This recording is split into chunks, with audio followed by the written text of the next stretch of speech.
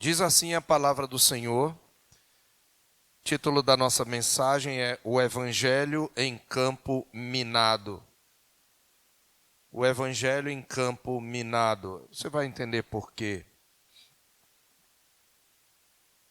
Atos capítulo 18, versículo 1 em diante. Depois disto, deixando Paulo Atenas, partiu para Corinto. Lá encontrou certo judeu chamado Áquila, natural do Ponto, recentemente chegado da Itália, com Priscila, sua mulher, em vista de ter Cláudio decretado que todos os judeus se retirassem de Roma. Paulo aproximou-se deles, e posto que eram do mesmo ofício, passou a morar com eles e ali trabalhava, pois a profissão deles era fazer tendas. E todos os sábados discorria na sinagoga, persuadindo tanto judeus como gregos. Quando Silas e Timóteo desceram da Macedônia, Paulo se entregou totalmente à palavra, testemunhando aos judeus que o Cristo é Jesus. Opondo-se eles e blasfemando, sacudiu Paulo as vestes e disse-lhes: sobre a vossa cabeça o vosso sangue. Eu dele estou limpo e desde agora vou para os gentios. Saindo dali, entrou na casa de um homem chamado Tício Justo, que era temente a Deus. A casa era contígua à sinagoga. Mas Crispo, o principal da sinagoga, creu no Senhor com toda a sua casa. Também muitos dos coríntios ouviam, criam e eram batizados. Teve Paulo durante a noite uma visão em que o Senhor lhe disse: não temas, pelo contrário, fala e não te cales, porquanto eu estou contigo, e ninguém ousará fazer-te mal, pois tenho muito povo nesta cidade. E ali permaneceu 1 ano e 6 meses, ensinando entre eles a palavra do Senhor. Quando, porém, Gálio era procônsul da Acaia, levantaram-se os judeus concordemente contra Paulo e os levaram ao tribunal, dizendo: este persuade os homens a adorar a Deus por modo contrário à lei. Ia Paulo falar quando Gálio declarou aos judeus: se fosse com efeito alguma injustiça ou crime da maior gravidade aos judeus, de razão seria atender-vos. Mas se é questão de palavra, de nomes e da vossa lei, tratai disso vós mesmos. Eu não quero ser juiz dessas coisas. E os expulsou do tribunal. Então todos agarraram Sóstenes, o principal da sinagoga, e o espancavam diante do tribunal. Gálio, todavia, não se incomodava com estas coisas. Paulo, havendo permanecido ali ainda muitos dias, por fim, despedindo-se dos irmãos, navegou para a Síria, levando em sua companhia Priscila e Áquila, depois de ter raspado a cabeça em Cencreia, porque tomara voto. Chegados a Éfeso, deixou-os ali. Ele, porém, entrando na sinagoga, pregava aos judeus. Rogando-lhe eles que permanecesse ali mais algum tempo, não acedeu. Mas, despedindo-se, disse: se Deus quiser, voltarei para vós outros. E, embarcando, partiu de Éfeso. Chegando a Cesareia, desembarcou, subindo a Jerusalém. E, tendo saudado a igreja, desceu para Antioquia. Havendo passado ali algum tempo, atravessando sucessivamente a região da Galácia e Frígia, confirmando os discípulos. Amém. O nosso irmão presbítero Isaías já orou pela mensagem, e nós então queremos dar início.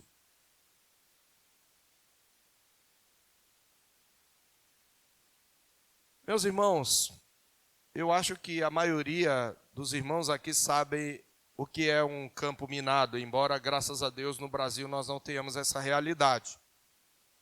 Para as crianças que nunca ouviram falar, um campo minado é um campo onde pessoas, soldados em tempos de guerra, escondem bombas no chão. Que tem um dispositivo que na hora que a pessoa pisa, quando ela tira o pé, a bomba explode e mata a pessoa que pisou. Os campos minados eram usados na guerra exatamente para matar o exército inimigo. Então, em locais que um determinado exército queria usar como armadilha para onde o inimigo avançava, em certos determinados locais, ou um inimigo invasor poderia entrar no campo daquele lugar que foi invadido, no território, e plantar bombas ali no chão, enterradas, com apenas um dispositivo à mostra. E sabe, mesmo depois da guerra, ainda há muitos campos que são minados, e ainda hoje, em alguns lugares, pessoas morrem explodidas por esses campos. Então, um campo minado é a figura de um lugar onde você tem grande perigo, onde você tem grandes ameaças. Algumas ameaças, a maioria delas escondidas, porque você não sabe o que espera ali. E quando nós demos esse título, o Evangelho em Campo Minado, é porque eu poderia usá-lo em outras passagens, mas ocorreu-me usar nesta, porque aqui este texto capta pelo menos 2 aspectos pelos quais a cidade de Corinto tornou-se para Paulo e a equipe missionária um campo minado, e é sobre esses 2 aspectos que eu quero tratar nesta noite. O nosso texto narra a chegada de Paulo em Corinto, uma nova cidade na Europa, na região da Acaia. E o texto ele narra a chegada de Paulo em Corinto, o desenvolvimento de um ministério relativamente longo ali, considerando-se que Paulo era um evangelista itinerante. Nós vamos ver, como diz o narrador aí, Lucas, no verso 11, que Paulo permaneceu 1 ano e 6 meses, ensinando entre os coríntios a palavra de Deus. Paulo era um evangelista itinerante. Então, ele era um missionário, ele andava pregando o evangelho em vários locais até chegar aos confins da terra. Então, para um plantador de igrejas, e do tipo de Paulo, 1 ano e 6 meses é um bom tempo.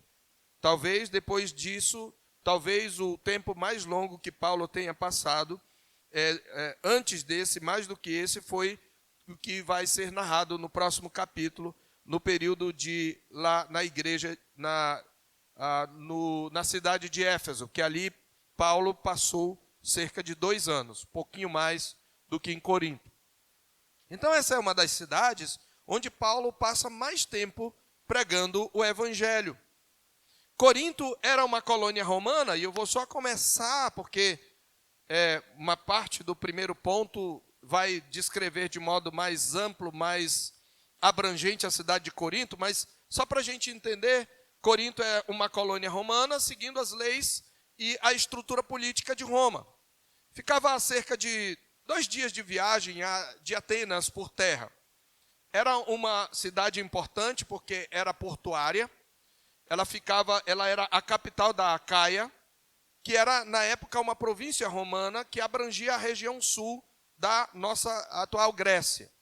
Era um grande centro comercial e econômico, por causa da sua localização geográfica estratégica. Corinto era um istmo. E sabe o que é um istmo, crianças? Vocês sabem o que é um istmo, quem está estudando aí? Um istmo é quase uma ilha. A ilha é um pedaço de terra cercada de água por todos os lados, certo? O istmo é um pedaço de terra que é cercado de água por todos os lados, mas tem um estreito espaço em que ele se liga ao continente. Então ele é quase uma ilha. É uma semi-ilha, porque ele é todo cercado de águas, mas tem um espaço, tem um caminho pelo qual ele se liga ao restante. Então Corinto era um istmo, é quase uma ilha. E por causa dessa localização estratégica no istmo de Corinto, aquela cidade, aquele porto, controlava o comércio entre a Grécia e o resto do Mediterrâneo, do mar Mediterrâneo ali. Por isso, Corinto atraía pessoas de diversas etnias, de diversas origens étnicas, incluindo gregos, romanos e outros povos ali do mar Mediterrâneo. Um dado importante é que já havia ali uma forte comunidade judaica estabelecida, que praticava o judaísmo tradicional, com sinagogas e com líderes religiosos. Porém, a cultura predominante de Corinto era a cultura greco-romana mesmo. E a cidade era considerada um centro de aprendizado e filosofia. E tinha uma forte ênfase na retórica e na oratória.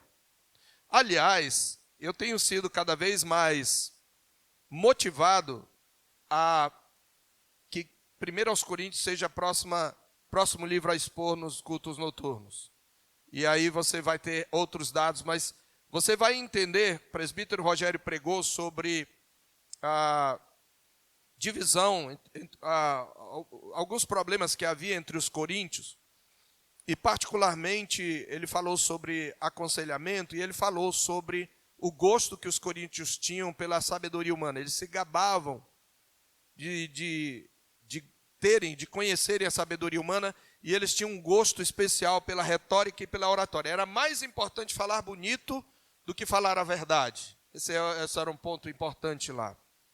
Mas há outras características que nós vamos ver que tornavam Corinto um campo minado, e nós vamos ver em tempo oportuno. Eu quero dividir esta mensagem em 3 cenas, vamos dizer assim. A primeira cena eu vou intitular um importante reforço.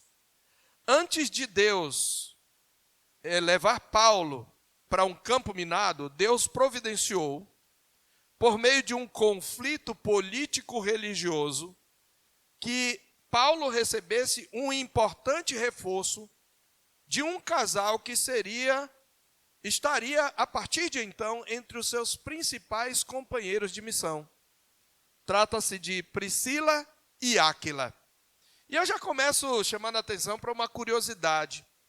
Ele cita Áquila primeiro, aqui no capítulo 18, verso 2, mas a partir daí, quando citar o casal, Lucas vai citar Priscila primeiro.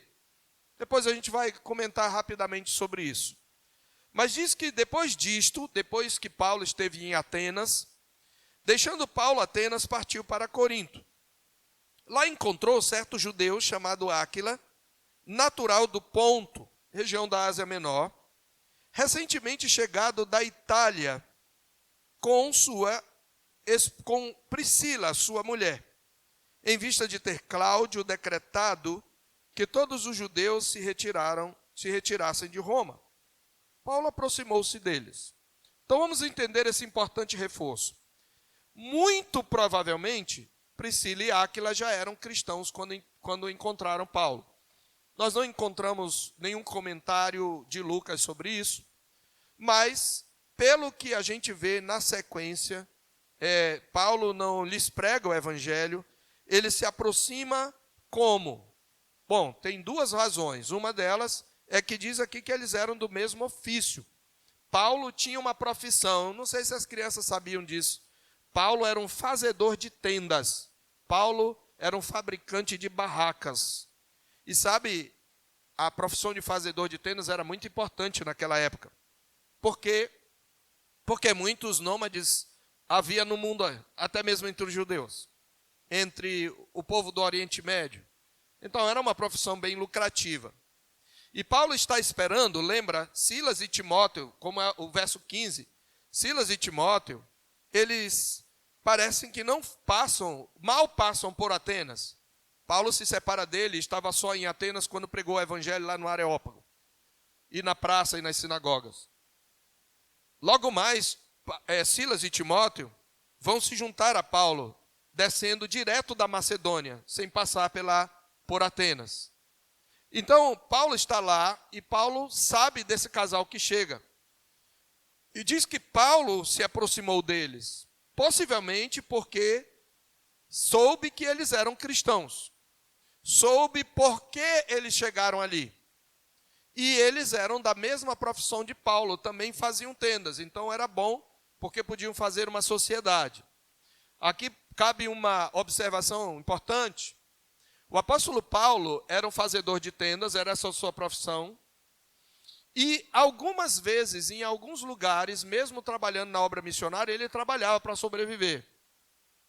Mas quando lhe chegavam recursos e ofertas de certas igrejas, ele se dedicava inteiramente ao evangelho, como ele vai fazer aqui mais tarde. Mas um ponto importante é que o que levava Paulo a trabalhar ou não tinha a ver com os seus objetivos evangelísticos. Por exemplo, entre os coríntios, Paulo trabalhou na maior parte do tempo. Aliás, ele trabalhou para não ser pesado aos coríntios e ele oferecer de graça o evangelho aos coríntios. Ele vai falar isso em 1 Coríntios 9. Mas ele faz isso só até Silas e Timóteo chegarem da Macedônia. Veja o verso 5. Quando Silas e Timóteo desceram da Macedônia, Paulo se entregou totalmente à palavra, testemunhando aos judeus que o Cristo é Jesus. Vamos fazer um elo cronológico aqui, um elo histórico, com a harmonia dos textos bíblicos, para você entender. Por que Paulo passou a se dedicar inteiramente à palavra quando Silas e Timóteo chegam da Macedônia? Muito provavelmente porque ao chegarem da Macedônia, Silas e Timóteo trazem ofertas das igrejas de lá. Qual foi a primeira igreja plantada na Macedônia? A igreja de Filipos. E você lembra por que Paulo escreveu a carta aos Filipenses? Primeiro para tranquilizá-los em relação à sua situação, mas em segundo lugar, para agradecer a oferta. E no capítulo 1 e no capítulo 4, Paulo ressalta que os filipenses foram a única igreja que o tempo todo enviou sustento para ele. Então é possível que eles tivessem chegado, aliás, altamente provável, que eles tivessem chegado com oferta. E aí Paulo agora pode se dedicar, mas ele não pegou a oferta dos coríntios, ele não foi sustentado pelos coríntios. Ele diz, para não me valer do direito que o evangelho me dá. Eu tenho esse direito, mas entre vocês eu achei melhor. Ele faz isso em Corinto, ele vai fazer isso em Éfeso, e ele vai fazer isso em Tessalônica. Em outros lugares, ele viveu inteiramente do evangelho. Aliás, se eu não estou enganado, na segunda carta, ele vai dizer para os coríntios, eu despojei outras igrejas para servir vocês. Então esse é um dado aqui importante para você conhecer o contexto da história bíblica e o contexto de também 1 aos Coríntios. Mas aqui está escrito que esse reforço chega por causa de um ato do governador lá da Itália, Cláudio. Cláudio decretou que todos os judeus se retirassem de Roma. Veja que Áquila é judeu, Priscila também, certamente, um judeu helenista, porque nasceu no Ponto, região da Ásia Menor, um judeu que nasceu fora da Palestina, e ele foi expulso de Roma. Você gostaria de ser expulso de uma cidade, que você foi para morar, e o governador expulsa você? Você sai lá corrido, quem gosta? Quem acha isso bom? Mas isso foi providência de Deus para enviar um reforço. Presta atenção, crente. As convulsões políticas estão debaixo do controle de Deus. E nenhuma delas jamais vai impedir o reino de Cristo de avançar. Pelo contrário, todas elas são instrumento da providência de Deus para fazer o seu reino avançar. Você sabe do que se trata essa expulsão? Cláudio emitiu um decreto que expulsou os judeus de Roma mais ou menos pelo ano 49. A data não é muito certa, porque alguns dizem 41, outros 49. Mas há evidências extra-bíblicas, pelo menos duas, além desse texto que deveria ser considerado fidedigno, obviamente. Mas o historiador Suetônio, que viveu entre os anos 69 e 122, é um historiador romano, ele conta no seu livro, num dos seus livros, que a expulsão dos judeus de Roma originou-se, olha só que coisa interessante, por causa da perturbação e agitação que acontecia na cidade de Roma. No meio do primeiro século, abre aspas para Suetônio, devido aos ensinamentos de um judeu chamado Chrestos. Suetônio diz, por causa dos ensinamentos de um judeu chamado Chrestos, os judeus foram expulsos. Aqui o que nós temos, segundo os historiadores, praticamente a maioria, é uma grafia incorreta do nome grego Christos, ou Cristo. Suetônio, obviamente, está pegando fontes e, com o tempo, houve algum erro na hora dele ouvir, e ele fala de Crestus. Essa é uma referência extrabíblica sobre Jesus. Um outro historiador romano, que também era senador, Tácito, vivendo entre 52 e 120, ele conta que o edito ocorreu. E também ele também menciona esse edito, embora ele não diga por quê. O que é que nós podemos deduzir disso? O que vai acontecer em Corinto. Os judeus, enciumados pelo avanço do cristianismo em Roma, e o cristianismo chega em Roma, já bem cedo, quando se espalha, eles começam a perseguir os cristãos e instigar. E os judeus, eles eram muito conhecidos por serem beligerantes, por serem conflituosos, por serem extremistas mesmo. Eles organizaram várias revoltas desde o período interbíblico.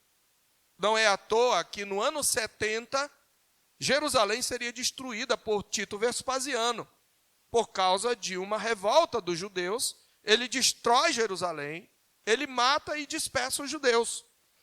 Eles eram radicais extremistas.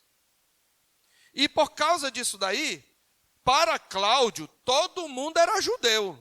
E o cristianismo é uma seita judaica. Então, vocês estão causando confusão? Vai embora todo mundo. Não, mas até Priscila e Áquila explicarem que eles estavam sendo perseguidos e não estavam brigando, não adianta.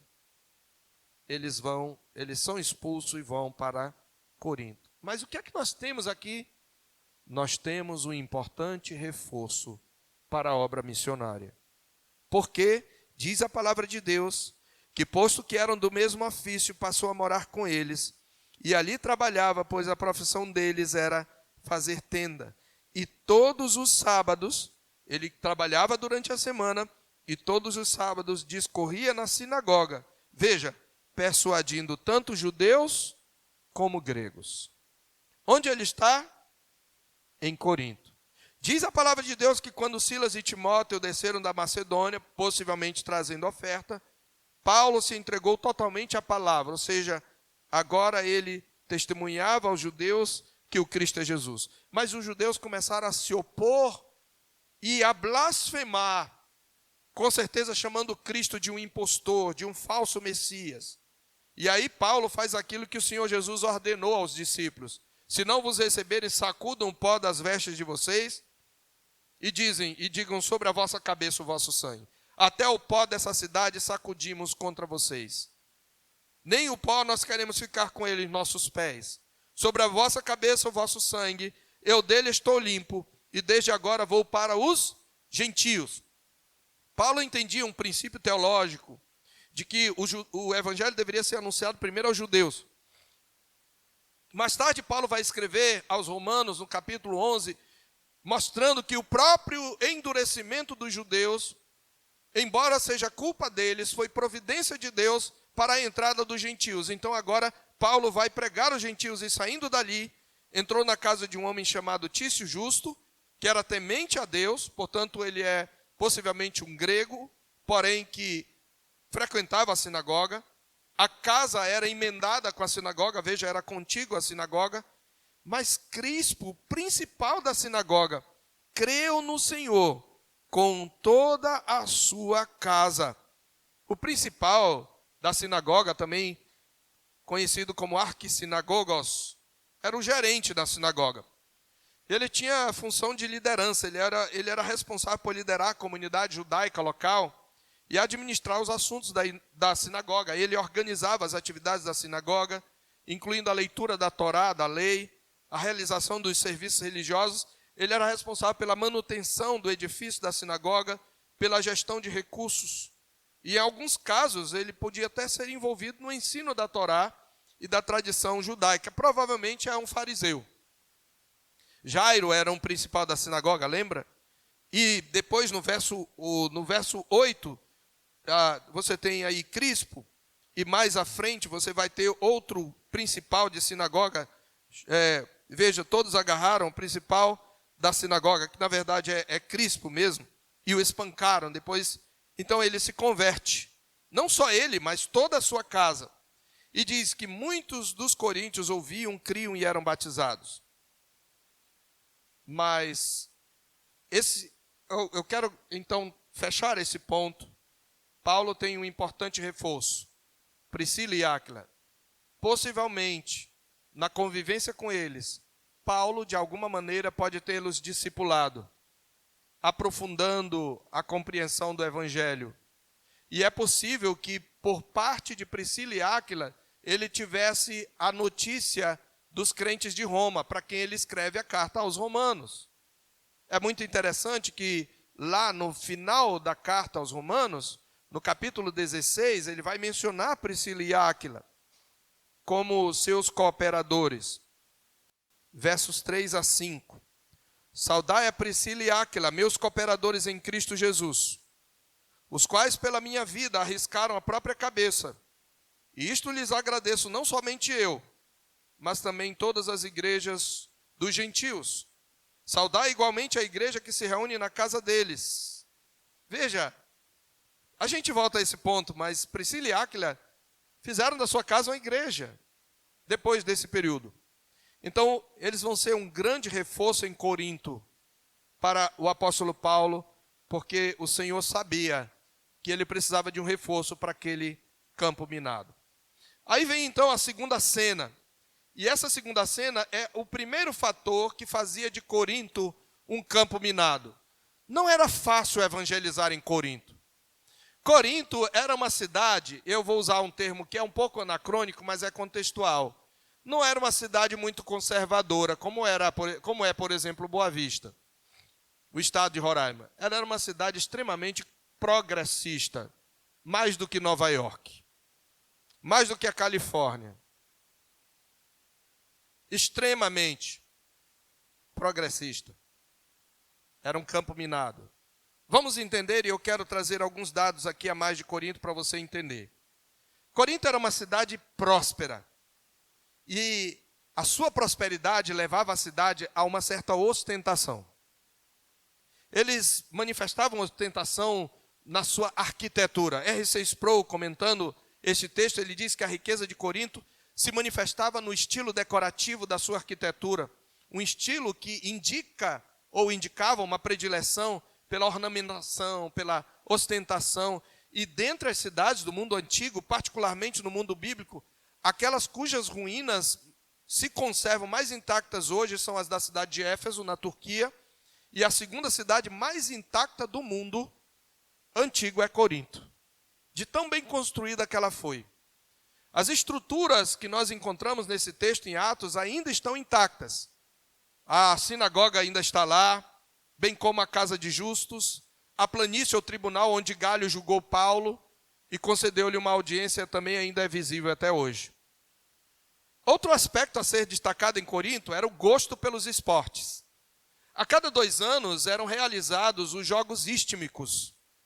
E os Jogos Istmicos eram uma espécie de Jogos Olímpicos de Corinto. Era um dos 4 principais jogos pan-helênicos que já existiam na época. Incluíam disciplinas atléticas como corrida, luta livre, boxe, pancrácio, uma combinação de luta livre e boxe, salto em distância, lançamento de disco e lançamento de dardo. Era uma das principais junto com os Jogos de Atenas. Só que tem um problema. Os jogos eles eram realizados em homenagem ao deus Poseidon. O esporte era ligado com idolatria. Nada parecido com hoje, né? Tem idolatria hoje também. De outras maneiras, de outras formas, mas tem. Os jogos eram realizados, nós vimos o último jogo, os últimos jogos que houve, a gente viu aquele culto, né?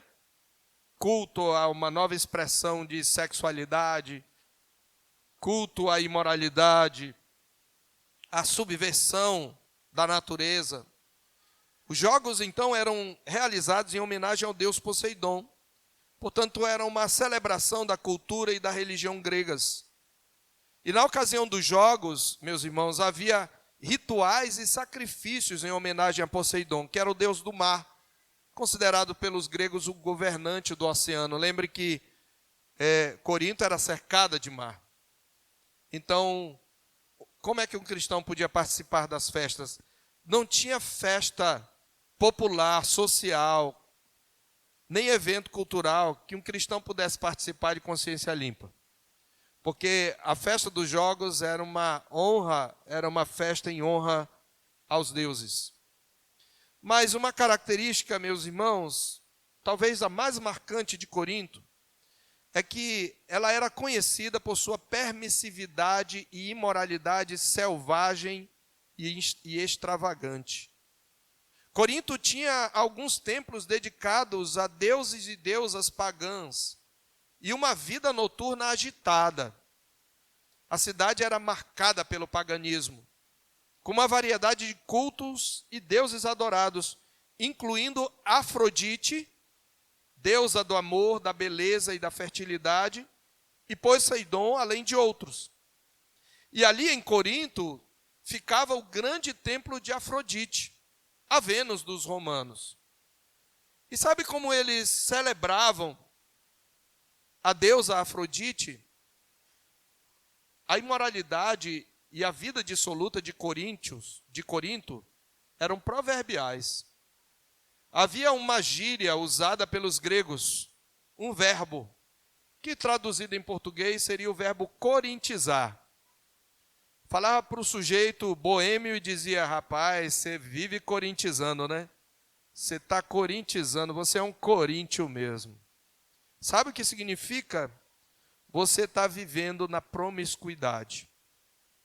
Então, era tão proverbial, era tão extravagante, tão escandalosa a imoralidade de Corinto, que corintizar era um símbolo de ser imoral, ser devasso.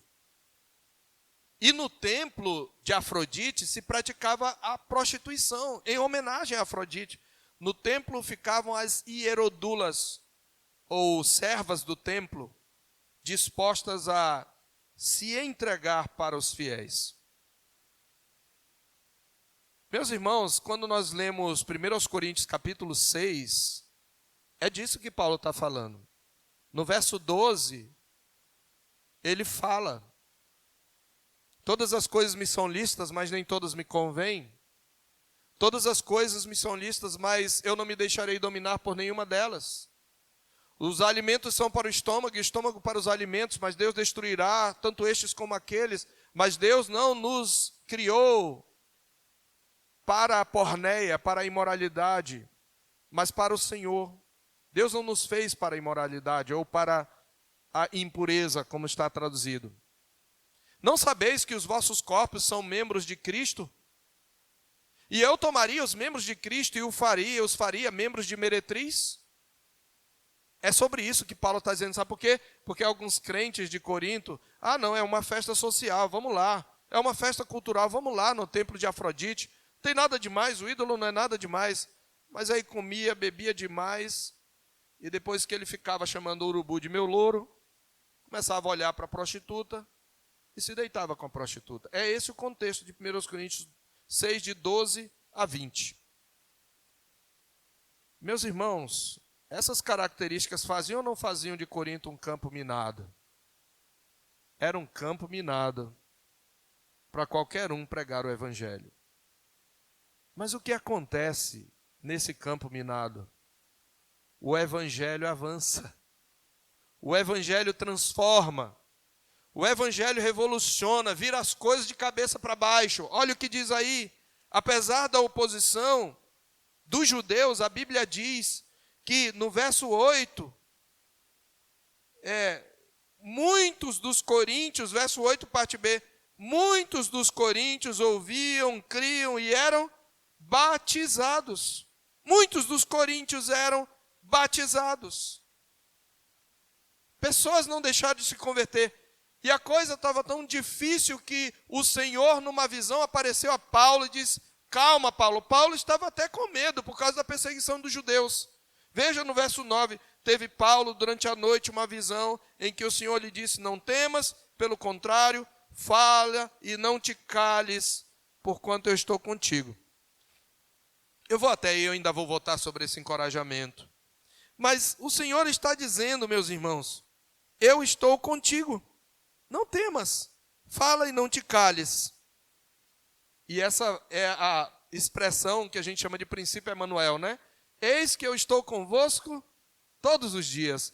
Cristo está dizendo para Paulo: não temas, Paulo. prega o evangelho. E o que Paulo faz naquele campo minado? Fica 1 ano e meio ali, pregando o evangelho. Mas há um segundo fator que leva Corinto a ser um campo minado. De um lado você tem um paganismo e uma imoralidade selvagem, escandalosa, uma idolatria escancarada, uma vida social boêmia, mas de outro lado você tem um extremismo religioso. Esse é a terceira cena. O extremismo religioso e a oposição judaica. E é o segundo fator que fazia de Corinto um campo minado. Os judeus que ali habitavam eram extremamente zelosos da sua religião e, julgando tributar culto a Deus, começaram a se opor a Paulo. Primeiro foi uma oposição só de boca, veja no verso 6.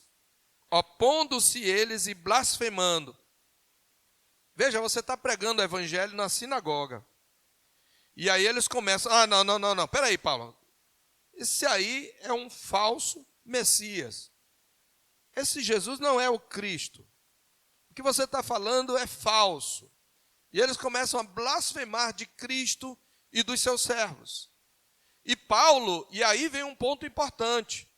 Nós não devemos escolher a quem pregamos o evangelho. Nós devemos pregar o evangelho, mesmo aqueles que são bem radicalmente diferentes de nós. Nós devemos nos aproximar deles e pregar o evangelho. Mas nós não precisamos ficar jogando pérolas aos porcos.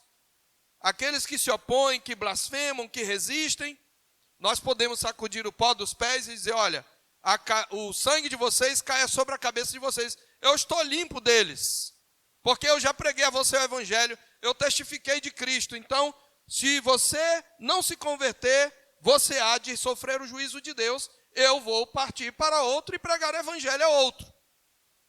Mas eu não posso me antecipar e achar que porque aquela pessoa é extremamente pagã, imoral, ateia, ou, se eu quiser, se preferir, progressista, eu não posso pregar o evangelho. Não é assim. Eu devo pregar o evangelho, eu devo orar por aquela pessoa, mas quando a pessoa de maneira ostensiva, de maneira agressiva, explícita, se opõe e começa a blasfemar, eu posso simplesmente dizer, olha, sacudo o pó dos meus pés e sobre a sua cabeça seja o seu sangue. Eu vou partir para outra e pregar o evangelho para outra pessoa. Ponto. O crente não tem que ficar adulando ninguém para conhecer o evangelho. A gente tem, às vezes, 2 extremos a evitar. O primeiro extremo é você ser, assim, aquele tipo que a pessoa, um momento não ouviu e você já vai. Eu me lembro de uma irmã e amiga de longa data, crente no Senhor, que quando pequena, ela tinha seus 8, 9 anos, ela foi evangelizar a amiga, lá na escola. Antiga escola do pescador, ali no São Pedro. E ela fala muito suave, ela é muito meiga em falar. E ela começou a falar do evangelho para a colega, e a colega disse, eu não quero saber desse teu Deus, não. Eu não quero saber de crente, não.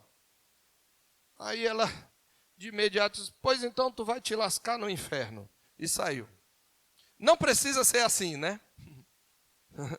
Não precisa ser assim. Mas chega um ponto que você tem que bater o pé. Então tem um primeiro extremo que é, você já vai jogando a pessoa para o inferno, sem paciência, sem orar, sem cuidado de falar. E do outro lado, tem aqueles que, por outro lado, ficam adulando, quase fazendo um favor para ver se ajuda um pouco o Espírito Santo. Não precisa isso. Você deve pregar o evangelho e a pessoa se recusou, ok, até mais, tchau, eu vou pregar o evangelho para outra pessoa. Você pode até continuar orando por aquela pessoa. Nós não somos levados, não somos ordenados por Deus a adular ninguém. Certo? Mas você tem aqui o extremismo religioso e Paulo então sacode os pés. Mas observe o que acontece. Quando ele sai de lá, Crispo, o principal da sinagoga, crê no Senhor. Paulo tem uma visão encorajando e ele precisava de encorajamento. Por quê? Porque diz o verso 12 que durante esse 1 ano e meio, quando Galho era procônsul da Acaia, uma espécie de governador, os judeus, eles, em conluio, eles se levantaram contra Paulo, eles pegaram Paulo e levaram Paulo ao tribunal. Eles pegaram Paulo a um local onde criminosos eram julgados. Eles levantaram a acusação, procurando criminalizar a fé que Paulo pregava. E, graças ao Senhor Deus, olha o que ele diz: este persuade os homens a adorar a Deus por modo contrário à lei. Ele está persuadindo os homens a contrariar a lei. E isso não é verdade, não era verdade o que eles estavam falando. Sabe por quê? Paulo, mesmo que ele não impusesse aos gentios a lei cerimonial, como judeu ele ainda praticava certos costumes. Por exemplo, no verso 18, diz que Paulo havia raspado a cabeça porque tomara voto em Cencreia. Que voto é esse? É o voto do nazireado. Número capítulo 6, versículo 18. O nazireu, à porta da tenda da congregação, rapará a cabeleira do seu nazireado e tomá-la-á e a porá sobre o fogo que está debaixo do sacrifício. Depois o sacerdote tomará a espada, e aí fala de toda aquela... No verso 13 em diante, esta é a lei do nazireu. No dia em que se cumprir os dias do seu nazireado, será trazido à porta da tenda da congregação, e fala de todo o ritual.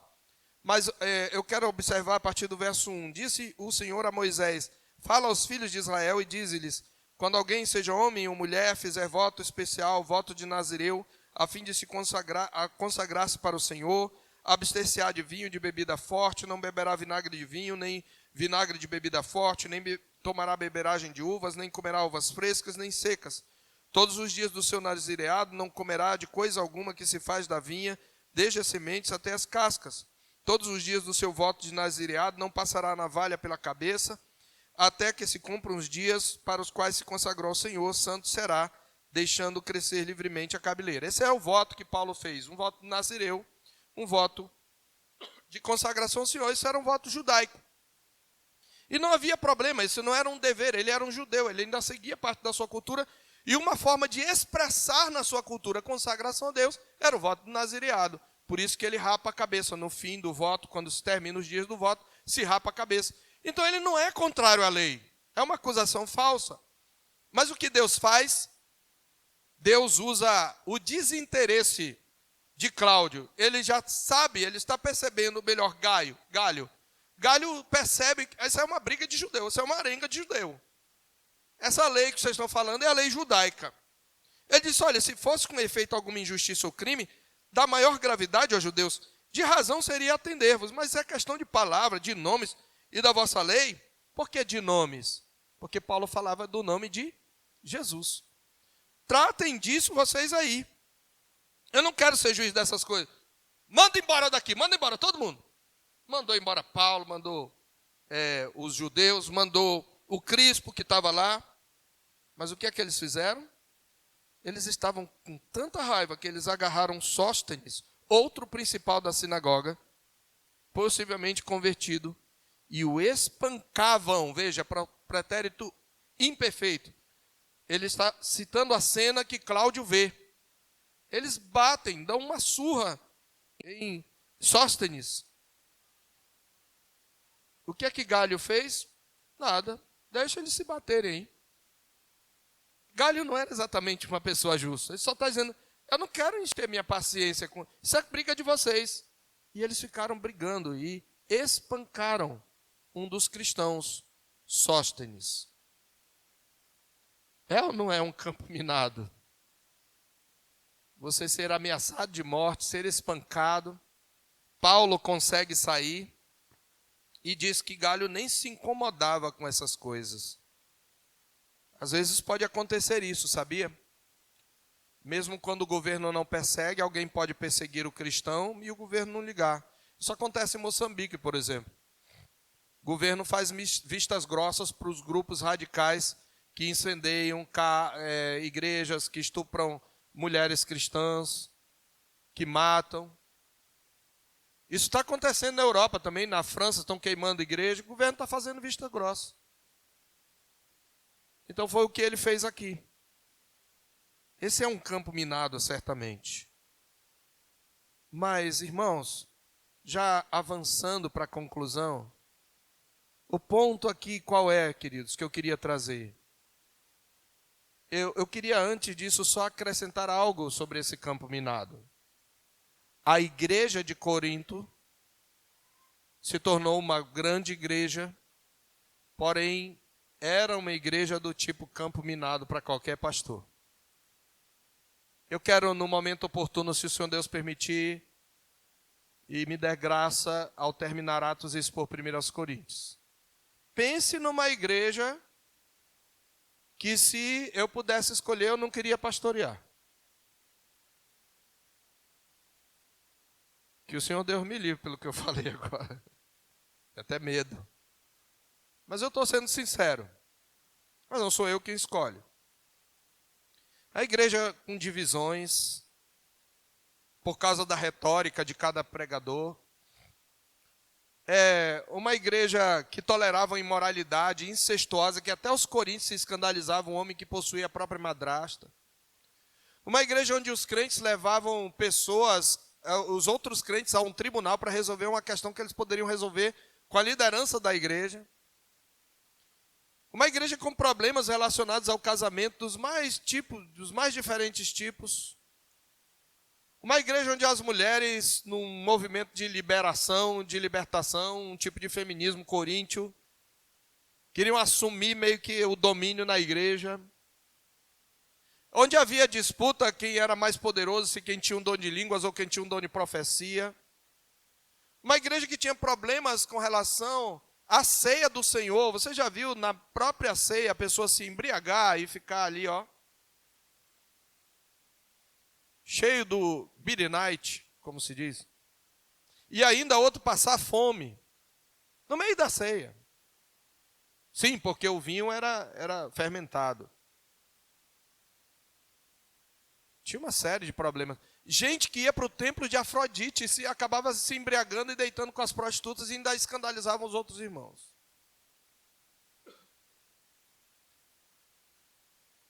Tem igreja que é um campo minado. Será que toda igreja não é um pouquinho? Tem aqui e ali uma bombinha que pode explodir? Eu acho que é. O nosso coração é um campo minado. O meu coração e o seu coração é um campo minado. Ele esconde coisas que às vezes nem você sabe. E você se surpreende do que você é capaz. Mas o que faz diferença, queridos? É que o Evangelho é o poder de Deus para desativar toda a bomba escondida nos campos minados do mundo. E olha só como o Evangelho vai mostrando o seu poder. Porque esses homens se opõem a ele, mas olha só quem se converte. Quem você esperava que se convertesse? Eu esperaria um gentio temente a Deus. Principalmente depois que Paulo diz, eu vou para os gentios. Agora que o judeu não vai se converter mesmo. Mas quem é que se converte? Crispo, o principal, o dirigente, o liturgo, o mestre, o organizador. O evangelho alcança todos a quem Deus quer alcançar. Não existe barreira para o evangelho. Glória a Deus. Crispo e toda a sua casa creu no Senhor. E mais tarde, de novo no verso 17, um outro principal da sinagoga, Sóstenes, se converte. Porque não há barreiras para o genuíno evangelho. Não há coração duro que a graça irresistível não possa penetrar. Ora, Paulo é o maior perseguidor da igreja até a sua conversão. E agora ele está sendo perseguido por causa do evangelho. Esse é o poder do evangelho. E eu digo mais, nessa igreja de Corinto, olha o poder desse evangelho nesse campo minado. Abra em 1 Coríntios capítulo 6.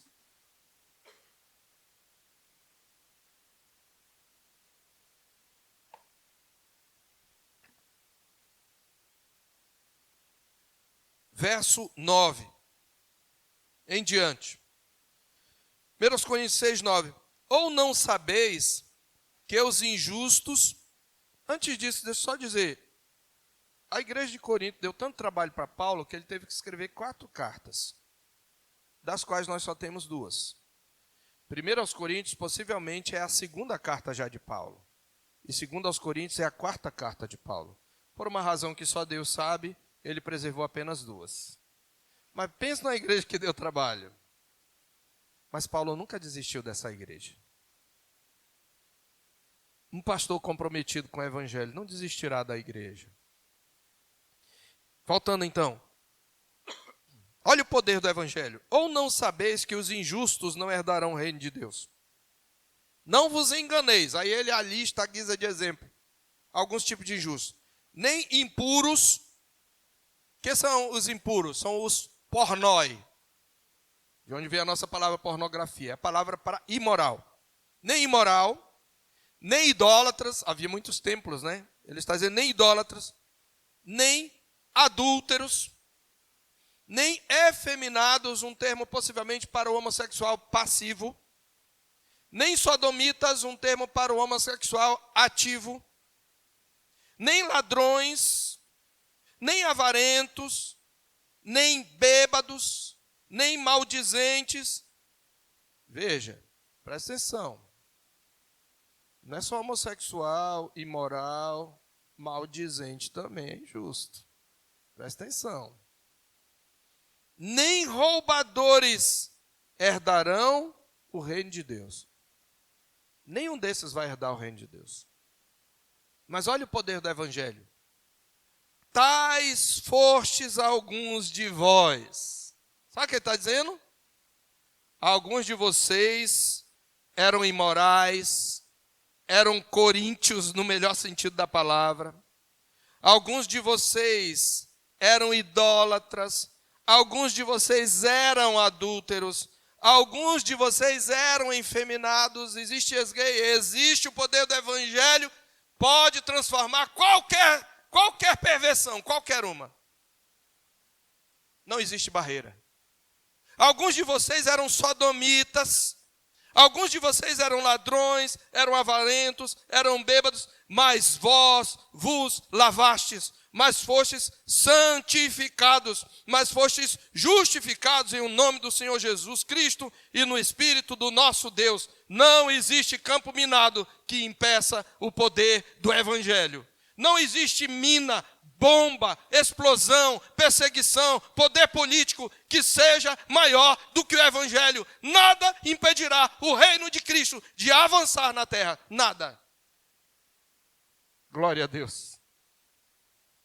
Então, o que nós devemos fazer? Pregar o evangelho. Não tentar diluir ou enfeitar o evangelho para atrair. Não, não é preciso. E mais do que isso, não só é inútil, é prejudicial. Porque o evangelho alcança as pessoas mais inesperadas. Sabe onde o evangelho perde espaço? Onde ele deixa de ser evangelho, onde ele é diluído, onde ele é substituído. É por isso que no Ocidente o paganismo tem avançado e as igrejas têm recuado. Não é o evangelho que está recuando, é a igreja. São as igrejas locais, é a igreja visível. Mas onde o evangelho é pregado com fidelidade, segundo as Escrituras, onde Cristo é proclamado, Cristo faz avançar o seu reino. Não é à toa que a igreja na China cresce mesmo sob perseguição. Não é à toa que há uma igreja crescente no Oriente Médio mesmo sob perseguição. O evangelho só perde espaço onde ele é diluído e se torna um pseudo-evangelho. Eu concluo, queridos. É por isso que nós devemos dizer com Paulo, porque não me envergonho do evangelho, porque é o poder de Deus para a salvação de todo aquele que crê. Sabe o que você precisa? Você precisa tão somente pregar o evangelho, conhecer, aprender, entender o evangelho, para que você o pregue o mais corretamente, o mais precisamente possível. Explicando o caráter de Deus, explicando a depravação total do homem, explicando a obra redentora de Jesus, explicando o que é justificação pela fé, explicando o que é conversão, chamando os homens ao arrependimento, ousadamente, fazendo isso na dependência de Deus, tendo uma vida, obviamente, de oração, clamando ao Senhor por graça e misericórdia. É tudo que você precisa fazer. Deus vai converter a todos aqueles a quem Ele quiser converter. Aos demais, Ele vai endurecer, e o evangelho será para eles uma palavra de juízo para aquele dia. Então pregue o evangelho. E não escolha lugar. Não escolha ambiente. Onde você estiver, onde for colocado, pregue o evangelho. Agora viva também o evangelho. Viva o evangelho. Não seja um agente secreto, que ninguém sabe que você é crente. Principalmente pelo mau testemunho. Seja crente em todo lugar. E você verá o poder do evangelho, mesmo em campo minado. Então, não fique com medo, papai. Seu filho está na universidade. Se ele conhece o evangelho e crê no evangelho, ele não só vai sobreviver, ele pode ser uma bênção na universidade. Ele pode pregar, e eles pregam. Muito recentemente eu atendi uma jovem lá da quarta igreja que me procurou: pastor, eu quero saber como responder ao meu professor, porque ele tem falado do cristianismo de maneira blasfema, de maneira zombeteira. Então, como que eu posso? Vou te ajudar. Dei alguns conselhos para ela, coloquei alguns livros na mão dela. Diz: a próxima vez você respeitosamente faz algumas perguntas para testar até onde ele conhece mesmo o cristianismo e o próprio ateísmo dele. E ela está decidida a fazer. Se você conhece o evangelho, você não tem que ter medo de onde você está. E nem se calar, você pode falar. Creia no evangelho. E se você não conhece esse evangelho, se você não tem Cristo, se você ainda não tem certeza da salvação, creia no evangelho, creia em Cristo, para que você possa experimentar a sua salvação. Vamos curvar nossa cabeça e vamos orar. Louvamos o teu nome, ó Deus, pelo poder do teu evangelho. Por vermos que aqui não existe campo minado que possa impedir os teus servos de andar neles, adentrá-los e pregar o evangelho, porque Cristo já foi exaltado, já cumpriu a obra redentora, está sentado à tua destra, está colocando todos os inimigos debaixo dos seus pés, e porque o Espírito Santo que habita na igreja opera juntamente com a palavra para abrir o coração, para abrir o entendimento e para tirar o coração de pedra e dar um coração de carne. Dá-nos, ó Deus, fé, confiança em Cristo e no seu evangelho, de tal maneira que todo o nosso esforço seja de compreender e aprender a explicar, a articular o evangelho e todas as suas implicações, na certeza de que o Senhor vai fazer avançar o seu reino por meio de nós, a tua igreja. Ajuda-nos, ó Deus, e encoraja-nos. Como disse o Senhor a Paulo: eu tenho grande multidão de povo nesta cidade. O Senhor tem os seus eleitos e nós só precisamos pregar, porque é o Senhor quem vai convertê-los. Ajuda-nos a compreender estas coisas e o poder do teu evangelho. Em nome de Jesus. Amém.